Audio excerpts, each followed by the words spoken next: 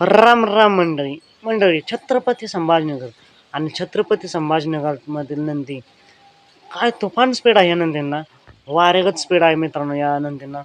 मग छत्रपती संभाजीनगरचा लखन असेल, अर्जुन असेल, देवाभाई कालच्या मैदानातच तुम्ही पाहिलं असेल, आणि देवाभाईचं साथीदार चिमण्या, या दोघांना काल पाहून मित्रांनो खरंच मोठा लक्ष आणि छोटा लक्षाची आठवण झाली.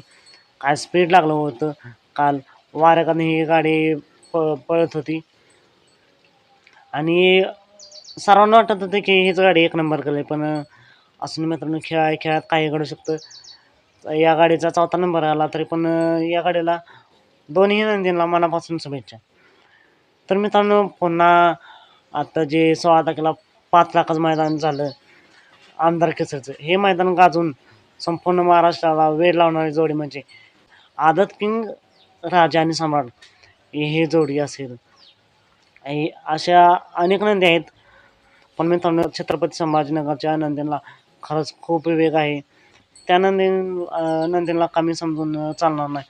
तर मित्रांनो या या या नंदींपैकी महाराष्ट्राचा लाडका दशमेंधी केसरी बकासूर हा फक्त लखनसोबतच पळला आहे. सर्व नंदींसोबत पळायलाच पाहिजे ही महाराष्ट्राची इच्छा आहे.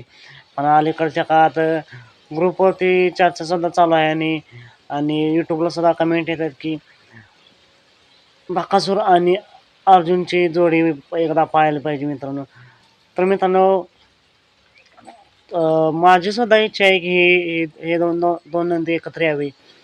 तर दोन्ही मालकांना विनंती आहे की एकत्र येऊन ही गाडी एकदा प्रेक्षकांच्या इच्छा खातीर पळायला पाहिजे. तर मित्रांनो तुम्हाला काय वाटते या गाड्याला स्पीड कसं लागेल कमेंट करून नक्की सांगा.